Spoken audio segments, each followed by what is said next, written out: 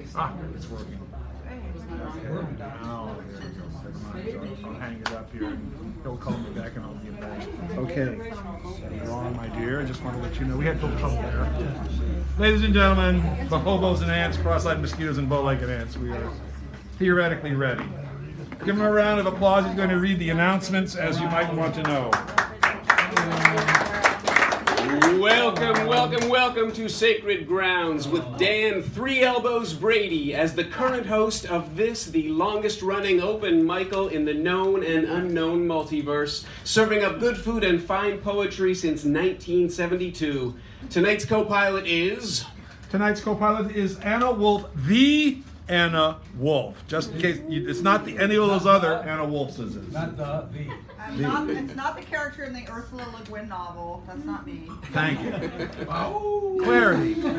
All right. Let's have a big hand for Teddy and Fiona. Without them, we wouldn't be here. Our happy hosts. I wouldn't be here. And please support this reading by enjoying the food and drink served here.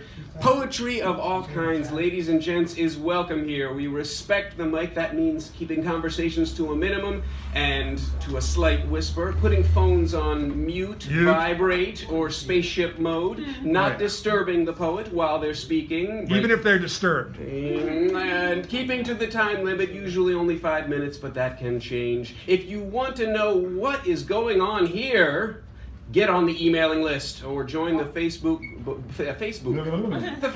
group. Easy for you to say. Please note that our streaming link is handy in 5 ways. You can view conveniently enough from home. Family or friends can see you live or later on. Want to hear so-and-so's poem again?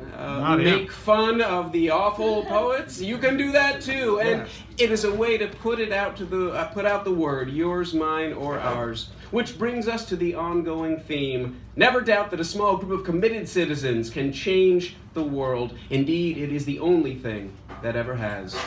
Margaret Mead. This evening's theme is... Coffee! We are pleased to say that our feature is... Sandra... Now I gotta say, Anfang? Anfang. I was gonna say the German one. Sandra Anfang, give her a round of applause. Right here, she's doing the Queen's wave. So you recognize her. There we go, thank you. I should have checked with you before I did all that nonsense. Thank you so much. I'm apologizing forever and ever. And tonight's keynote is the estimable, wonderful, magical, and enchanting Hal Robbins. And our mini feature. That would be Britt Peter, who is right over there, our mini feature of the evening, coming in the second half, as you like to say. And our last word. The last word is Shem, who I haven't seen yet, but when he comes in, we'll take care of that in due course. Or however that works. And don't forget the feature clip, Dan. Yes, thank you for he's the first person who has ever said that, and I always forget it, and I try to remember it, but it's not my fault. I'm taking the fit. And now for our fabulous door prizes. Oh, the fabulous door prizes. Ladies and gentlemen, Spider-Woman, a story of Navajo weavers and chanters by Gladys A. Reichard. I don't know anything about this book. It was given to me by a person who passed away. Malcolm X Speaks, old but redolent. Balzac, the Black Sheep, in case you want Balzac. There's your Balzac for the day. Then we have The Assassination of Jesse James by the coward Robert Ford. I thought it was Ronald, some guy named Howard, but never mind. Norton paperback fiction. This is again from someone who passed away. A person who passed away said, "You can take all my books." And I said, "Really?" Prize stories, the O. Henry Awards from 1987. So this is an old book, even though it doesn't smell like that. And then, in case those don't float your boat, there's the mini feature, which of course Mr. Britt Peter will do today. The keynote, which is Hal, the co-pilot, the person who sits next to you and tolerates everything I do, and reminds me or says things, "You forgot this, you need to do that. Will you please be quiet?" And choosing the theme or prompt with Sharon did with coffee. Wasn't it? It was you, right? That picked that? Yeah. Okay. And then the last word, which is Shem, and he is not here, but he kicks off the second half and finishes the second half. And that takes care of all that. And should you wish to record someone, ask permission. We will assume you have done so, should anyone notice recordings being made. Thank you very much. Give him a round. He was brave. He went up there. the ultimate professional, the person who knows wherefore and what for and how for. You're Shem, right? I think so. So there we go. There is our country closer super duper bulldozer. He is here. So we just sort of introduced you, and I thought, well, he'll show up, and there you are. So now we are complete with everything, as they like to say. So, Mr. Robbins, kindly come forth and deliver to us the wisdom of the ages. It was Robert Ford, that dirty little coward. I wonder how he does feel. For he ate of Jesse's bread, and he slept in Jesse's bed, and he laid poor Jesse in his grave. So don't forget. I'm going to read an excerpt from The Sword in the Stone by T.H. White.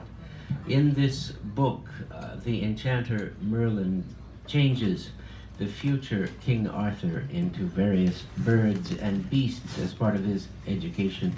Toward the end of the book, he changes him into an owl, and he goes with the magician's familiar owl to the goddess Athena and is shown things happening in speeded up time.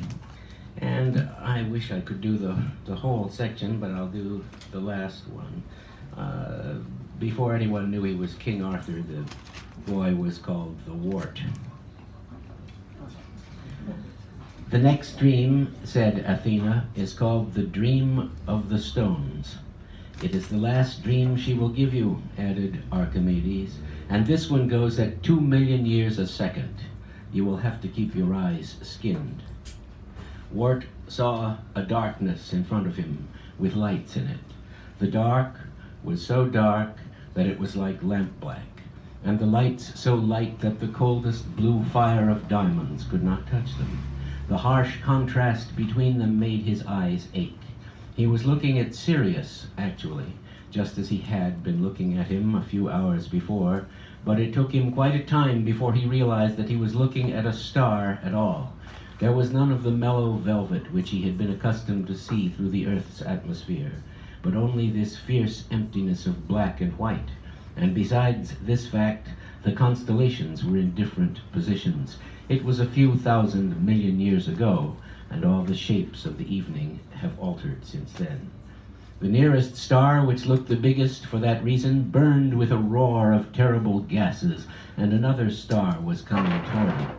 You could see them surging on their endless paths into eternity, marking their aimed but aimless courses across the universe, with straight lines of remembered fire, like the meteors with which the Creator sometimes stitches together the weak seams of our dome, the bright darning needles suddenly darted in and out of the velvet by a finger on the other side. As the two stars came closer together, a huge mountain of flame was dragged out by attraction from each. When they were at their closest point, the top of this mountain broke off from the smaller star and streamed through the emptiness towards the bigger. Some of it reached its destination, but the bigger star was proceeding quickly on its way, and some of it was left behind. This part hung in space, lost to both its parent and its seducer, a whirling cigar of fire. Its mists of flame began to crystallize as they cooled, to turn into drops as water does when it is cooled from steam. The drops took up a circular path of their own, spinning round the star from which they had been dragged. The Wart found himself closer to the third drop.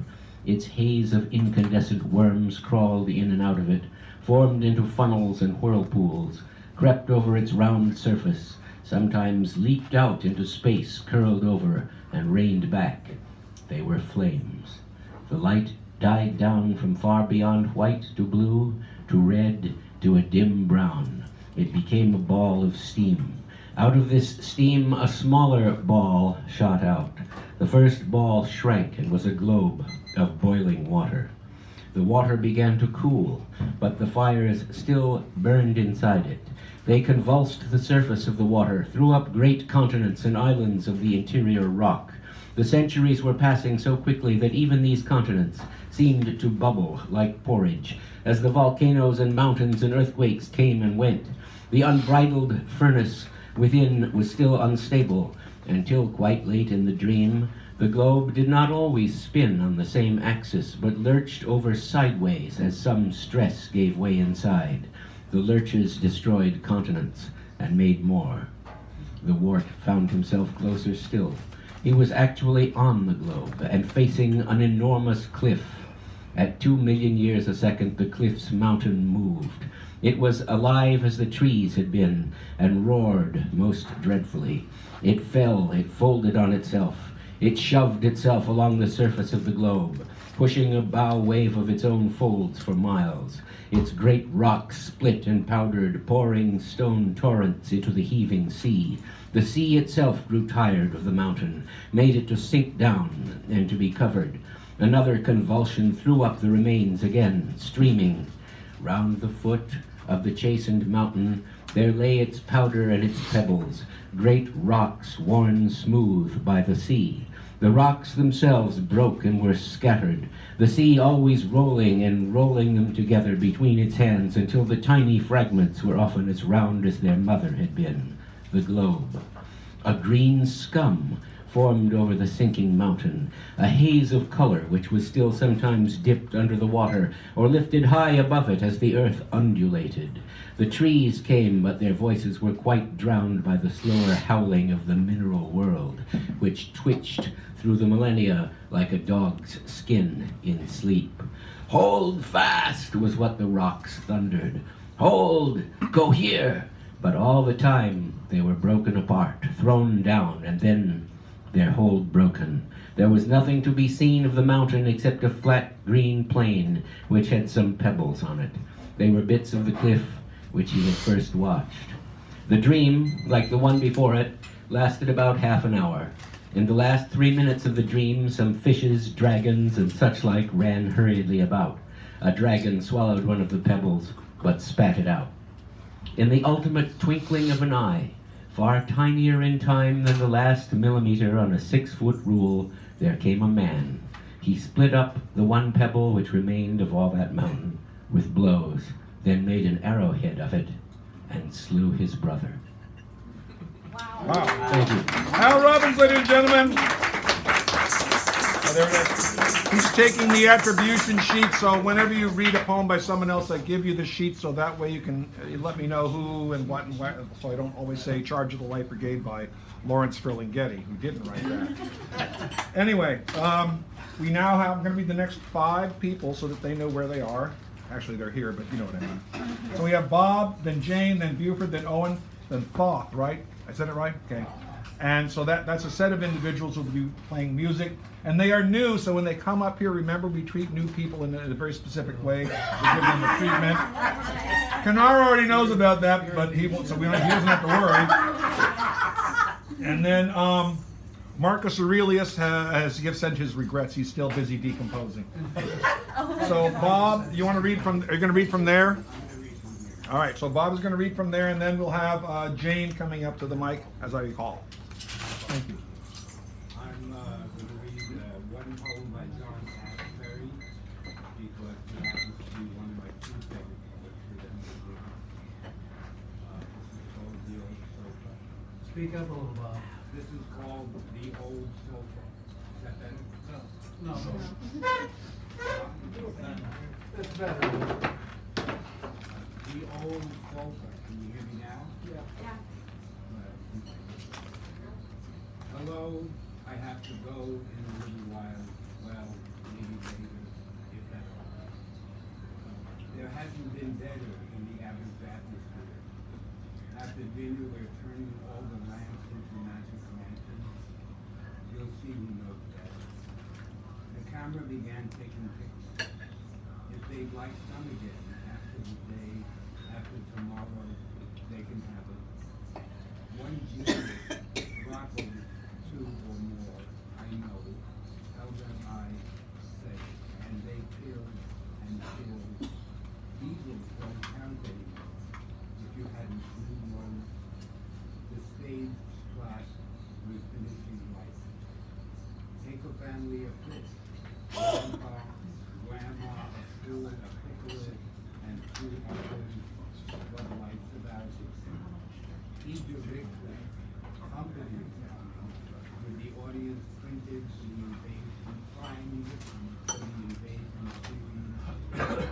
more could I expect from the audience? This season's layered look resembles last year's in that both are carrying two or more white items. The shades are drawn earlier and bright and always in productive hair settled over the terrain by philological things.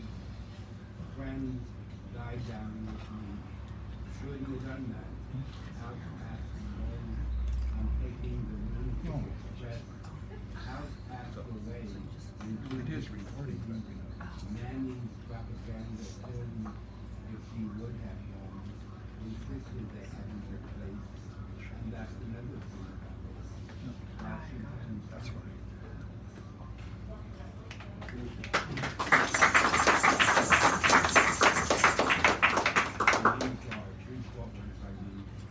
This one, I remember, was inspired about 5 years ago. I just saw a man with a beer belly coming out of the wall, and inspired this colorful story.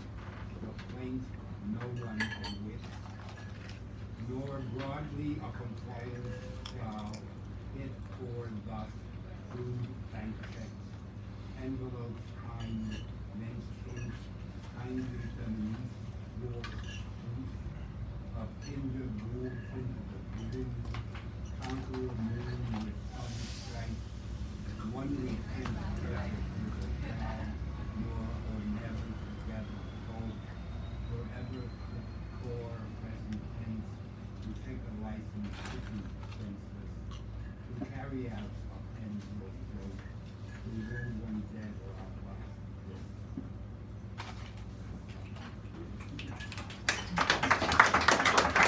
Thank you, Bob. All right, he was reading from the situation over there. I don't usually turn the camera because otherwise then people who would be, you know, I don't want people on the film if they don't know they're being filmed. So I leave it this way. He says he has 2 more. Is that okay? Oh, I didn't know that. I thought, sorry. These were much simpler. I just saw a traffic light changing and watched it around in the road. The traffic light. A short light, about 20 seconds in time, about the length of the walk along the lane to where I get out of the rain. A short thought, the rain is sweet, about as sweet as the people who use walking in the rain in the street. A brief word, I tell it with words. The rain stings my eyes, my lips, my nerves. 4 a.m. rain subsides and comes back again. The traffic light goes blue to yellow to red. The traffic changes from hour to night. The traffic light changes in my head. Red, yellow, blue. Oh.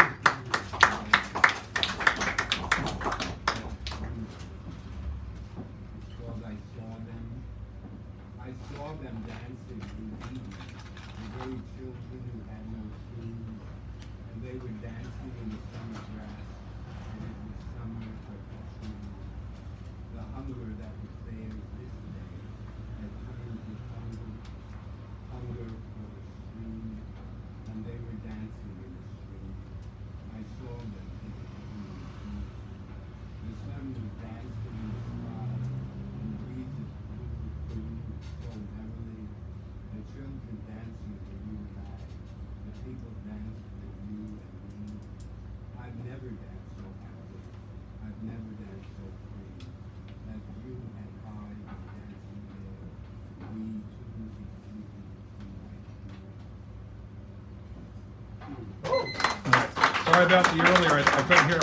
No.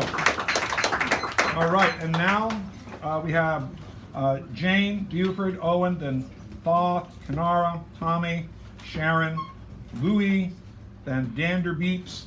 So give her a nice round of applause. She hasn't been here in a while. It's always wonderful. Thank you. 2 poems, pretty recent, actually. News stories of the day. On the news this morning, 7 new planets discovered, and they have water, maybe life like Earth. Are we alone? Am I alone? Maybe Martians are watching, watching me fall down the stairs, my brain hiccuping, stumbling, not remembering. But 7 new friends, who would they be? Out in Aquarius. Make them welcome, these baby planets, expanding our universe, expanding my world. And speaking of our world, with all of the cheap talk on the news, politicians playing cat and mouse, instead of worrying, I laugh, as now the clowns are in charge. So I go to Facebook and watch cat videos. Hey, I wrote this last week. Hollow and untethered is my country. I thought about Columbus and imagined what he felt like when he got here. I wonder if he is disappointed where he is now, in heaven, or if he even knows. And when I get there, to heaven, I'll be careful not to tell him. Hardly worth the expedition then. His heart found its way on the map, intuiting oceans and riverways. Columbus didn't discover America. That means 1492 is no longer important. But it's the only date I remember, aside from 1066. And I've forgotten what that represents. Yes, my country is untethered, and life seems hollow these days, as if any guts we had have been carved out of the national body of truth. But, and I'm quoting Kierkegaard here, life can only be understood backward, but it must be lived forward. Cheers! Buford Bunton is next. And we got Owen, Thoth, Kanara, Tommy, Sharon, Lawrence of Arabia.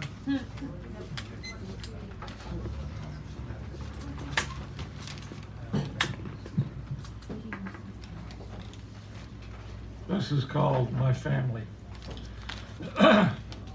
My family were not the typical Southern family, and they were.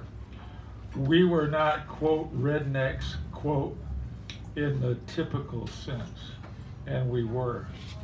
Because both my parents were smart, we all turned out smart, but like highly intelligent people sometimes are, we had our mental health problems, especially my older brother, John. John was bipolar, could go from extremely happy to extremely sad or angry in a very short period of time. Be continued.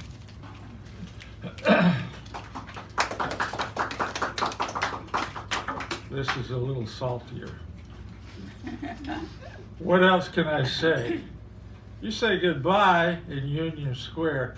I'd like to spend more time with you, yet I'm happy just having had any time at all. You're very sure of yourself, always sounding as if you want to move up in the world, even there at 69 years old. Being 68 myself, I understand that. I want to do many more things, publish a book of my poems, teach a college class again, lots. And then there's my attraction to you and your petiteness, your nice, short, gray hair, those blue eyes. You throw your arm around my waist at the end of the night, there in the dusk, a few years back at the city landmark. This is a good night, and I go home content, thinking of the hope for more nights with you. Buford Bunton. Owen Dunkel.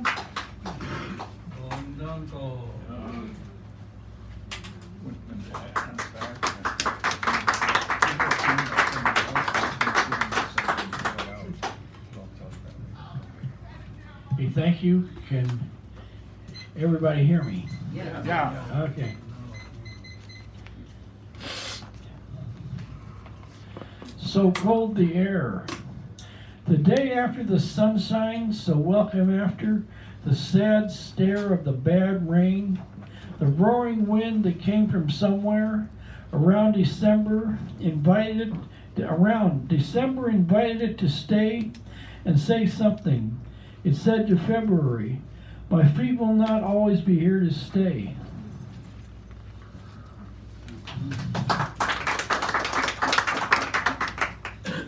Wily water squirts out of the lukewarm day that has tried its joy. Conversation is like a bubbling cauldron of ooze.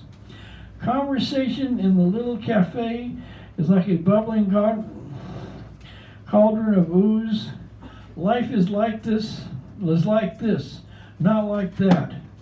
I am confused, chances are more confused than everyone else is.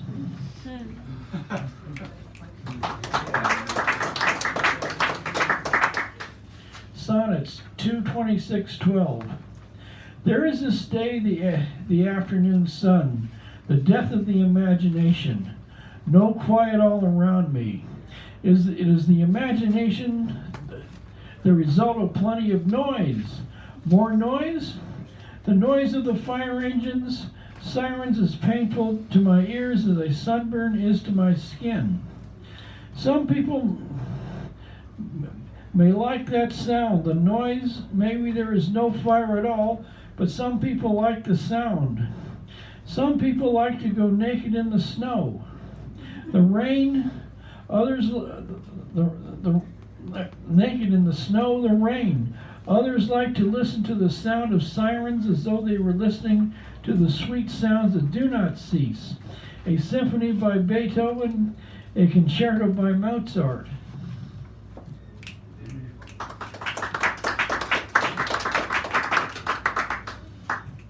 Vacuity. This day promises a trip to the morning, quiet as a closed door. Honesty makes the day longer. Deceit is rife in the verbal barrage of infamy and wonder. I wonder, as I often do, I wonder what it is like to wonder and wander about the earth like a searching Daedalus. My mind wanders afar, my body stays put, as if my legs were chained to a chair. My mind wanders longingly back to hot 29 Palms, to the hot desert, to the heat shimmering, almost creating a mirage. Old timers have seen some. Saloons, naked girls, water buffaloes swaying to the rhythm of the hot heat.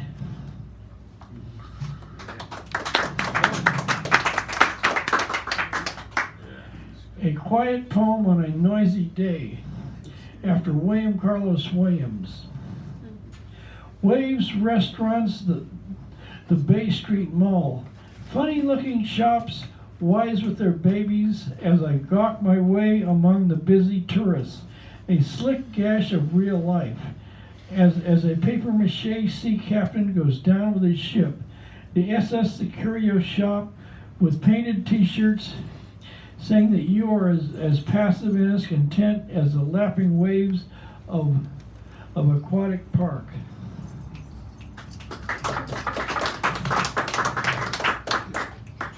Street sonnet, the quick pace, the puddles, the buildings, a rainy, sharp aftermath of the buildings, the downpour the day before, tried to tell me that yesterday the sky was gray, to tell us that the sky is willing to tell us something about how to fear ourselves. There is a penance about sunny weather, as if it is there to tell us that we have let things down, that there is taste, that the brokers shall roar like beasts instead of juggling in front of sirens and street corners. Thank you, Mr. Owen. Thank you very much. All right, Mr. Owen Dunkel, ladies and gentlemen. And now, just before they come up here, the people here who are here regularly know that when someone is new We give them a hoot and a holler and a huzzah and animal noises, clapping, pounding tables, and clinking of glasses, such commotion as is appropriate to welcome our new guest. Thoth, come on up here, please. Come on, I don't hear it out there.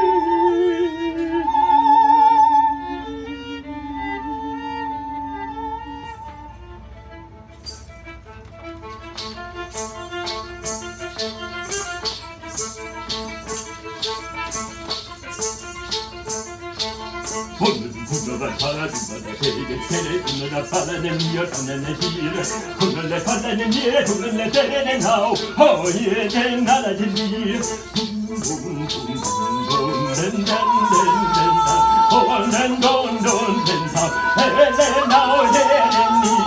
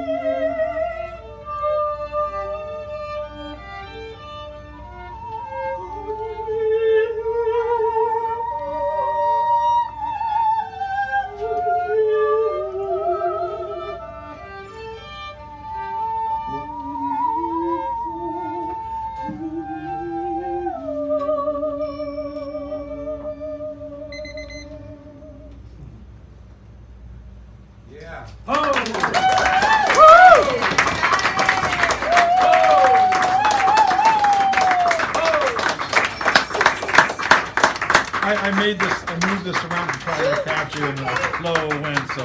Thank you. If you look at that there, it'll be on the film. We'll talk about it. Thank you. So, ladies and gentlemen, a local group from the neighborhood, right? Yes, the neighborhood. Make sure you come back. Yes. Okay, Kenara, you're gonna follow this. I just said to this gentleman, Mom, was that? Oh, I know. Well, better you know, like, I'm glad it's you, because otherwise it'd be me. But this guy, give him a round. He hasn't been here in a while. This guy knows his stuff. Let me tell you.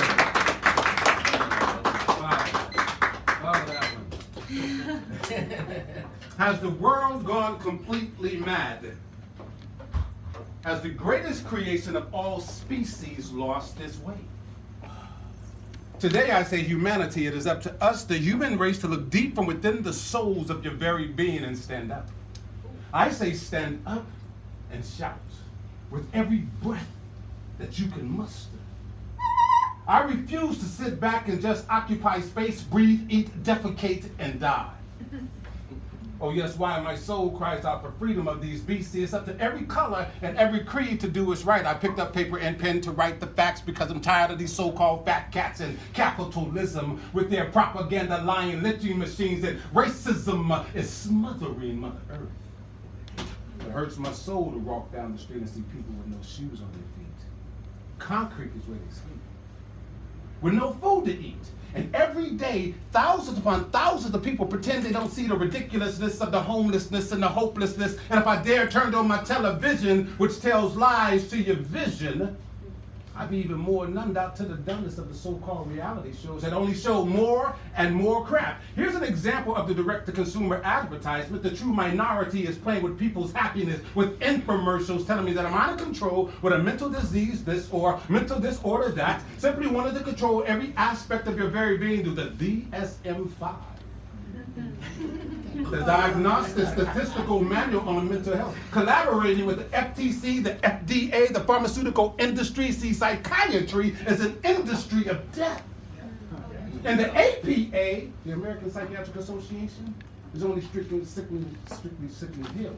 And the government on Capitol Hill is only concerned with, guess what? Making more and more capital. While our babies are being murdered with these psychotropic drugs causing suicide and people to kill each other, am I my brother's keeper? Brace yourself. Because this poem is about to get deeper than Moses standing against the tide of the Red Sea. You know, Martin Luther King Jr. had more than just a dream. He had a fighting soul that exposed truth to lies and discrimination like J. Edgar Hoover had spies that tapped into the room of El Haj Malik El Shabazz. You know him as Malcolm X. So ask yourself this question. Am I part of the solution or am I part of the problem? Thinking that I can't make a difference, listen, it takes a village to raise a child. Society and those who control it have gone completely bug wild. Now stop it, because this is not some feeble-minded so-called hip-hop or rap. Even though it's lyrical, my calling is equal stood in this spoken word game. I see you. I saw it in a documentary called Psychiatry is an Industry of Death, that Benjamin Rush was dubbed the master bleeder in the field of mental health. And he's enshrined on the seal of the APA. Damn. That says a whole lot about how these killers of today get away with pushing side effect drugs across the counter into your living room TV screen. Because if you laugh too much, it's a mental disease. If you have too much pain in your heart from losing a loved one, it's a disorder. If you pee too much, guess what? They got a pill for that too. And the God within you forgot how to tap into your psyche. Just in case you didn't know, the word psyche originated in Kemet, Africa, and it means soul. I behold truth and lies and discrimination like, you know, we got to get rid of all these damn lies. A place without the Kemetic man, a world without fathers affects the outcome of our children's growth.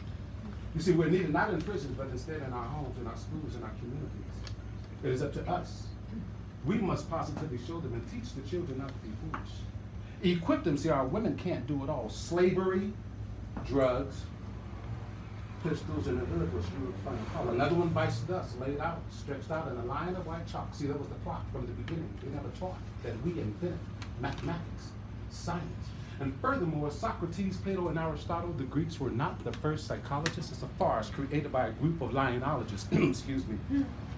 But we're gifted, yet we were stolen the soul from Sudan to Egypt. Work from sun up to sundown, from can't see in the morning to can't see at night, broken backs just to see the tribe fall. Prisons equals plantations. And forward ones know that slavery has shifted. Ladies and gentlemen, thank you. Now, ladies and gentlemen, follow on. He said he couldn't do it. He did it. He always does it.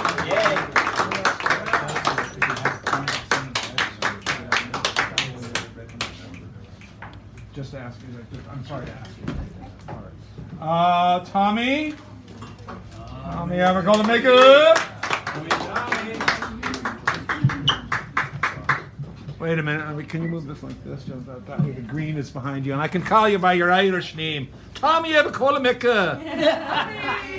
Sorry about that. I lose control. Learned how to say it. Yes. Around and round we go on the merry-go-round. This ain't a choo-choo train, my friend.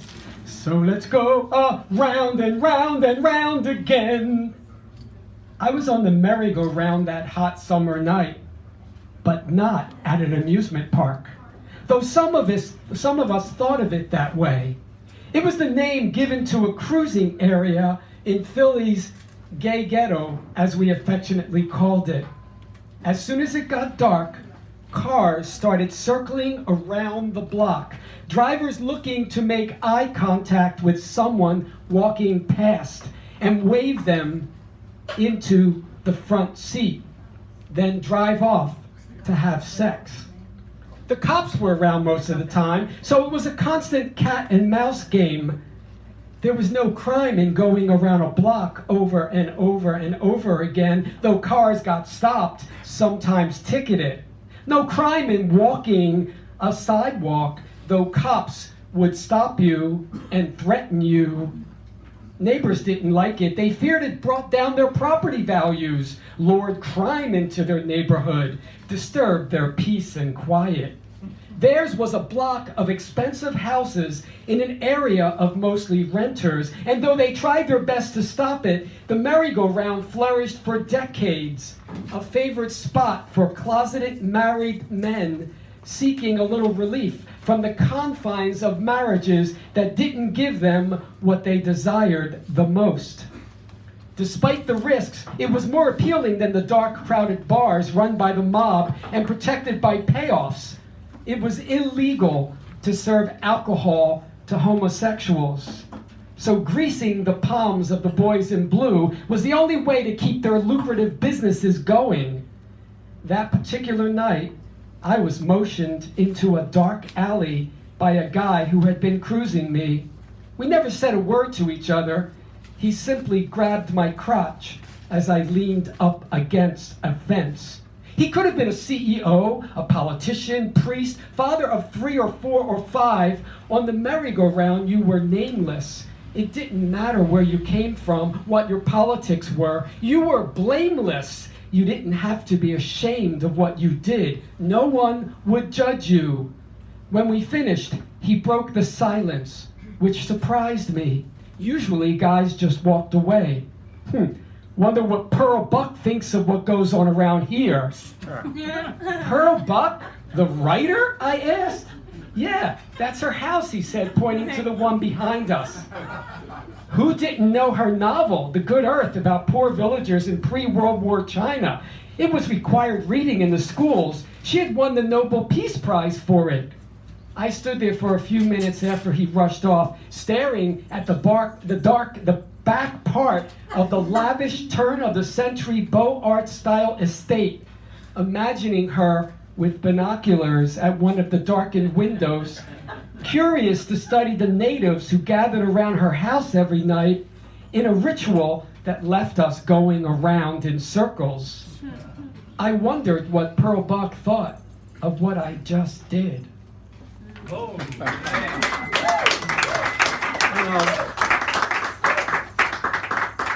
Every hour of every day, an American-made bullet, bomb, missile, chemical, is killing a child, a grandparent, a pregnant woman, a family.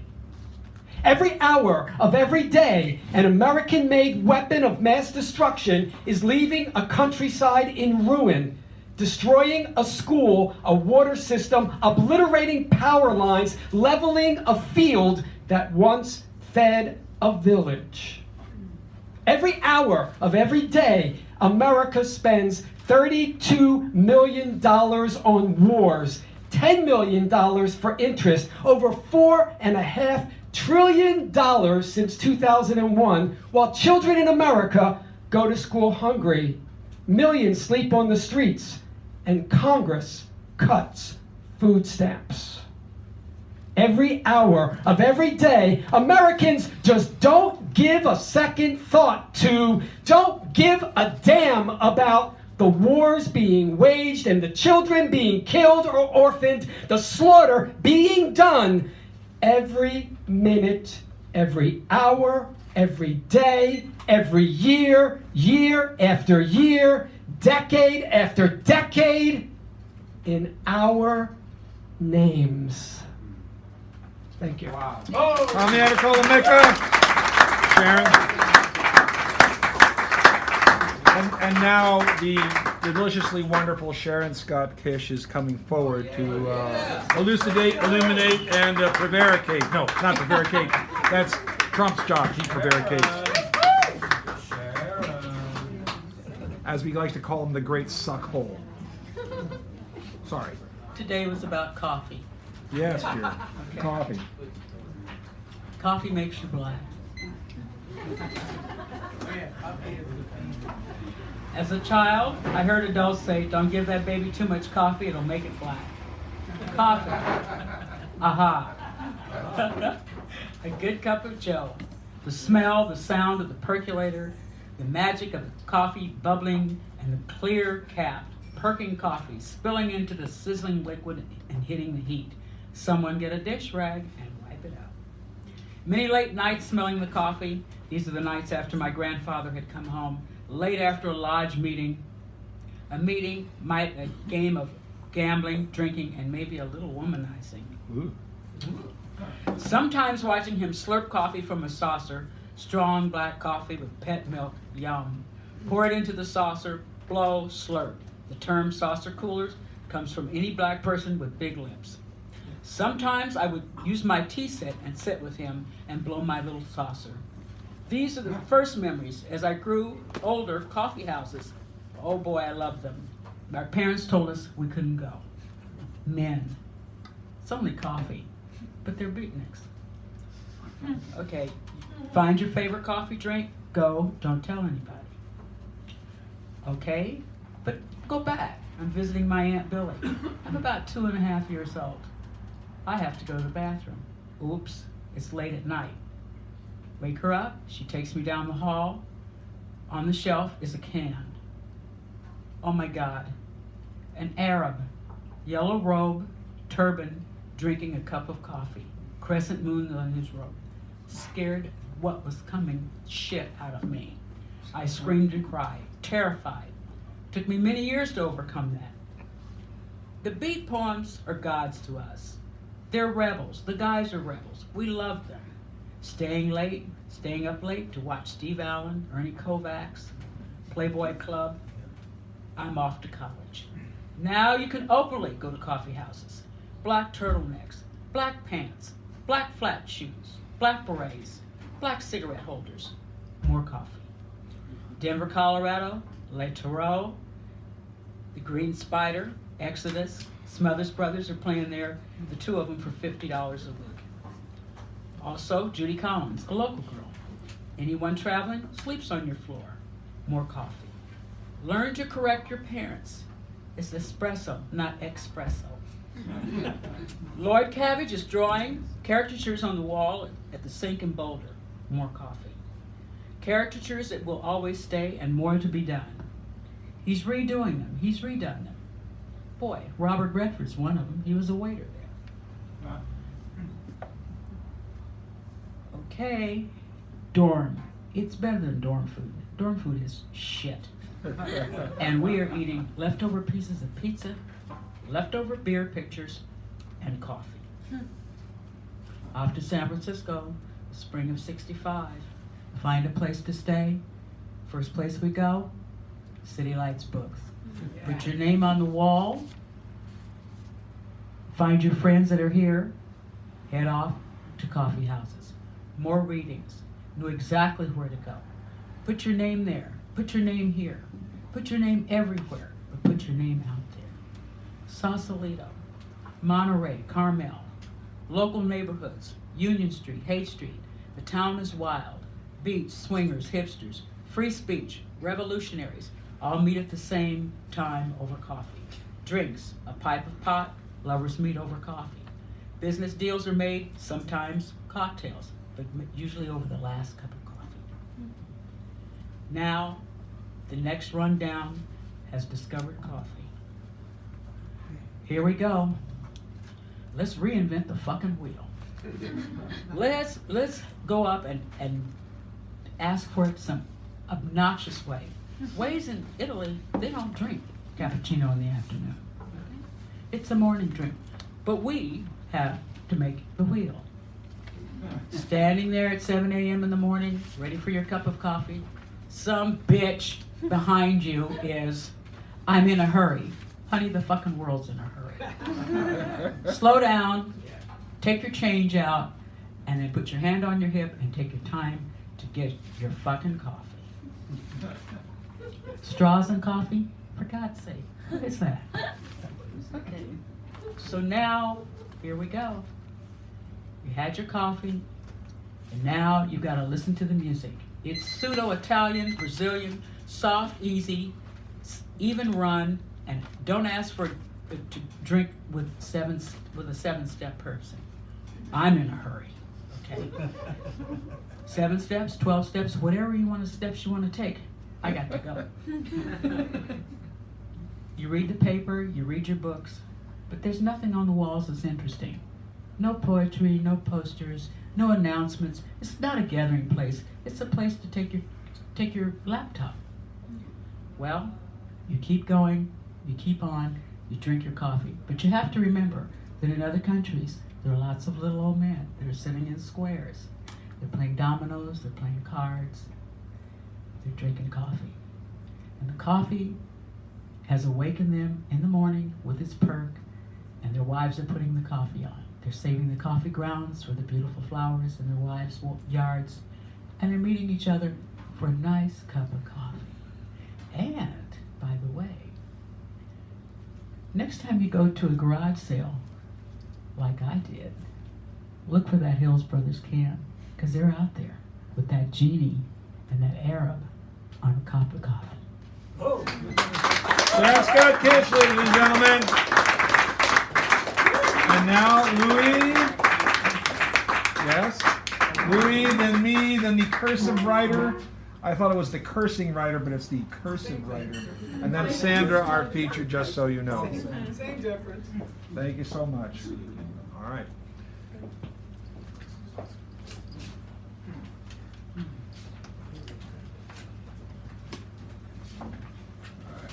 The honorable and esteemed.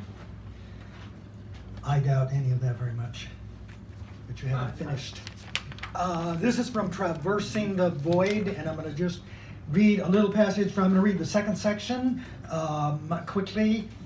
I'm going to read a little passage from the first section. But before we could board the train and be on our way, we found ourselves trapped in back of raw youths, both male and female, all wearing baseball caps, some with a visor forward, some with a visor backwards, and a few with it worn to the side, and all loaded down with heavy backpacks. This is about a trip to Canterbury with Geoffrey Chaucer.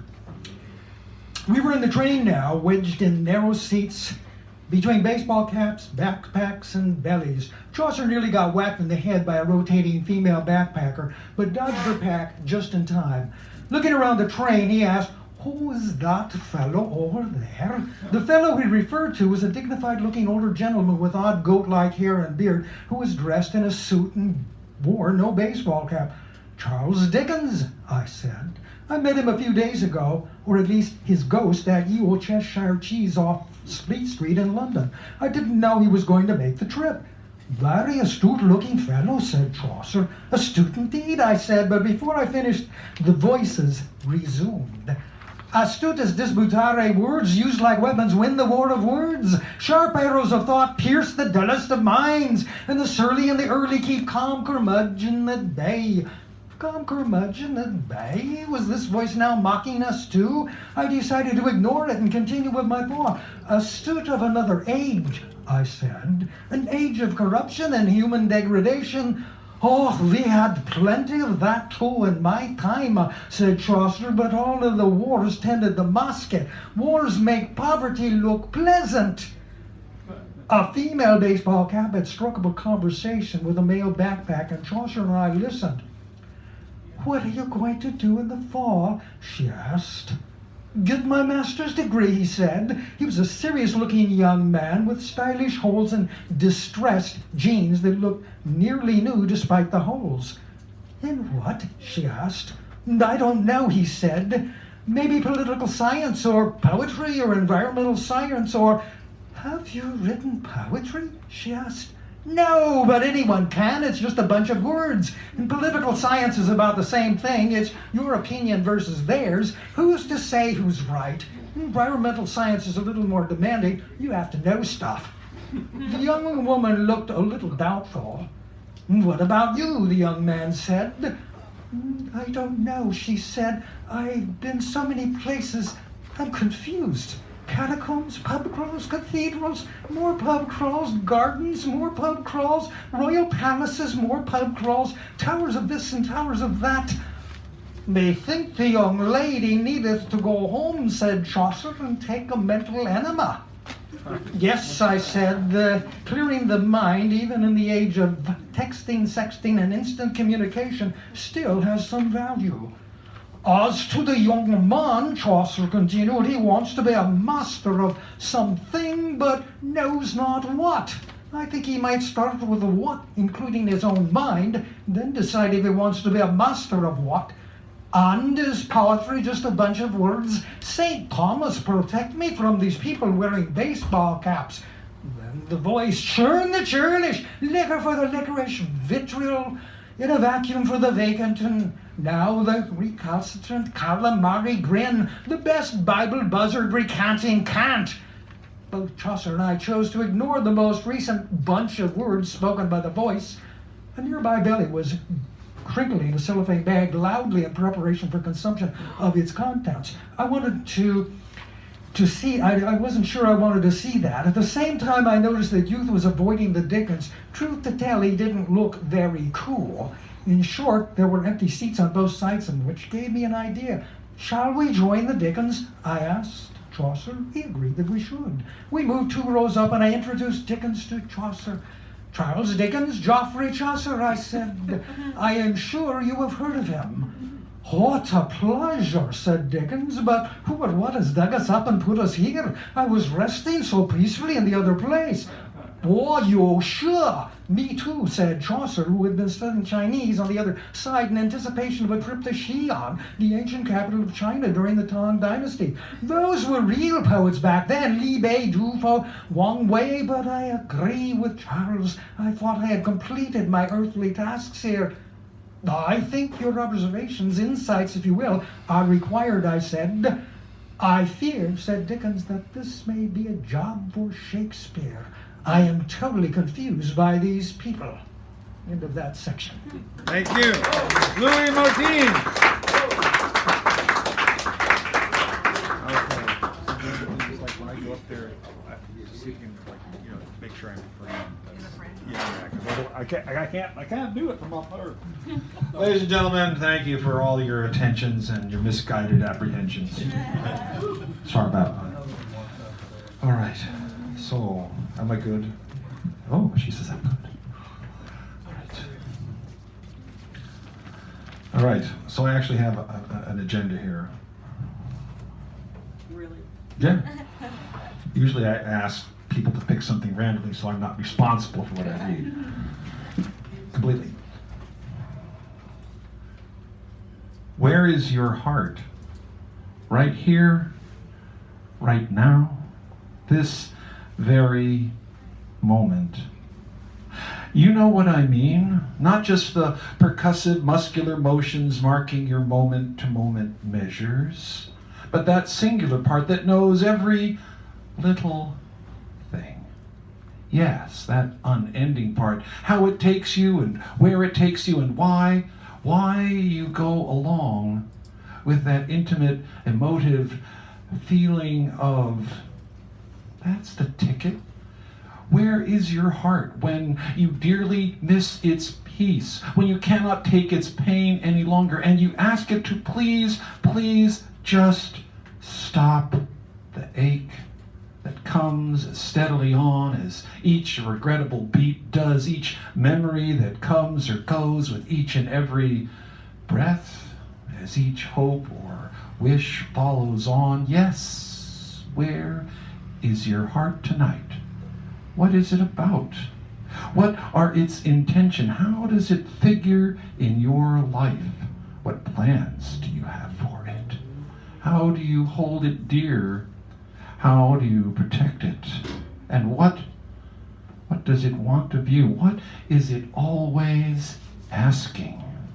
So, where is your heart tonight, ladies and gentlemen? Where would you have it be? What does it wish, and why? Why do you ever let it play second fiddle to anything else?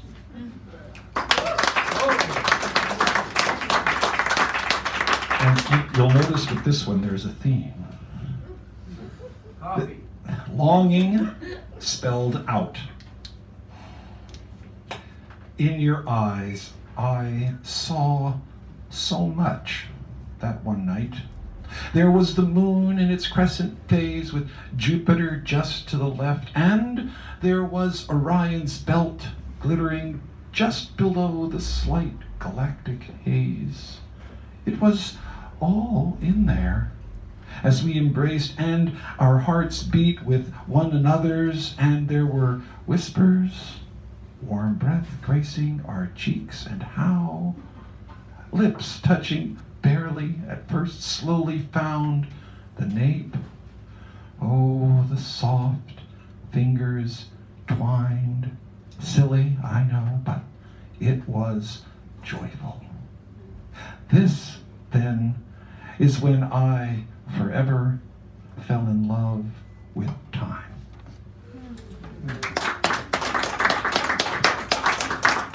And this is short, this last one is very short. This was written as part of a set of poems for a wedding. From a friend, for a friend. There is a time for everything, however long you live, if you think of everything in terms of what you give. In terms of what you give, it is a balance act divine between having what you'd will and when that must be declined. And when that must be declined, there is little left to say if love has kept unto your heart while you give the self away. While you give the self away, be trusting that love in turn will provide the bounty needed from those lessons that you'll learn. From those lessons that you'll learn, you'll let no thing strike love's hold, but bring sweet heaven into your breast, where vouchsafed its bloom will unfold. See, I told you, a theme. All right. And now the cursive writer shall engender his effects using the Cursing writer, cursive. the cursing cursive writer with the device in hand, as we like to say. Actually, he doesn't like it when I say that. He doesn't like anything I say, actually. That part's true. He always tells me, "What are you always saying?" That's because they don't make sense. But that's neither here nor there. What are you talking about? I don't understand. All right. Anybody seen the Childish Gambino video yet? Which one? Huh? Which one? Childish Gambino, This Is America. Oh, Oh, I've only heard about it. well, there's a reason why you've heard about it. Okay. All right. Guns treated better than the dead. Childish Gambino, aka Donald Glover, puts out a music video called This is America. Probably the best narrative about guns in USA. It's a video that needs viewing more than once. Dancers dance, smiling almost step-infection as riots, murders occur in the background, as kids' mouths taped as they watch violence on smartphones. Dancers continue to dance. Right on as Michael Jackson's wannabes and Beyonce dances as murder reigns. There is much more to this piece concerning gun violence. Mr. Glover, who Conway wishes he was, or as I call him, Conway, takes aim that once the murder occurs, the gun is taken away with care, gently wrapped. Taken away, gently wrapped, taken away while bodies stay laying until dragged off as he sings, "Don't get caught slipping up." These guns pampered as if alive, entities in their own, taken away for the next performance, as cop cars in the backgrounds, lights flashing, bodies lay for deaths passing, police absent. It's time an artist said and told the truth about all of us. Here is an artist that's willing to.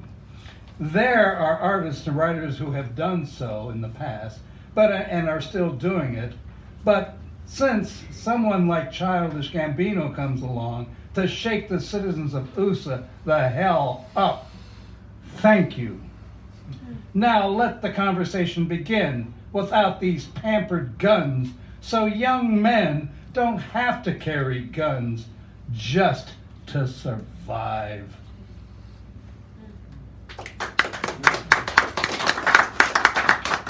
And please do view that video. It's well worth it.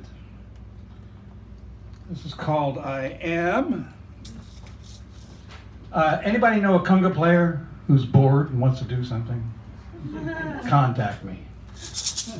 All right. I am. I am your light, your dark matter, your balance. I am the angel of good, but would rather be your angel of sin. Boom. Ba-ba, boom, boom, boom, boom, boom. Ba-ba, boom. I am your rhythm, your dance creator, shaker. I'll slay the European dragon who hoards virgins, gold, things no sane dragon ever needed or wanted. You'll be free to shake from joy, not from fear. Ba-ba, boom. Ba-ba, boom, boom, boom, boom, boom. Ba-ba, boom. I am your crooner, singer, frenzy maker of songs, music. I will howl like the wolf, crawl like the king snake, muddy it like waters, blow it like little Walter. Boom, ba-ba, boom, boom, boom, boom, boom, ba-ba, boom. I am your storyteller, weaver of human emotions. Want me to tell you a story? I can make you laugh, cry, cringe. As you ask, I will comply, laying my head on your thigh. I will conjure stories to make your hair rise.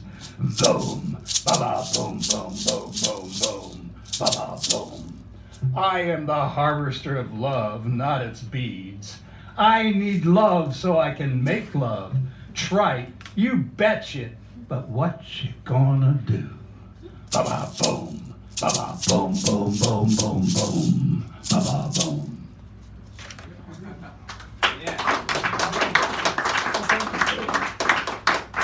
And deeply, deeply flawed.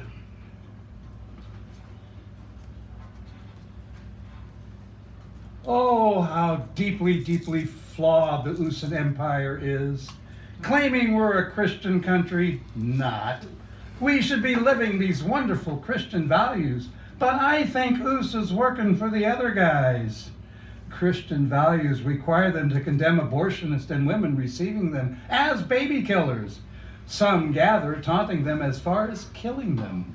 Why, when USA's citizens find out that Black and Indian women are sterilized, there's no outcry. One might wonder why they're so concerned, unconcerned. Too many white children being aborted for one. We need them for our wars. Others just believe in what the patriarchs say.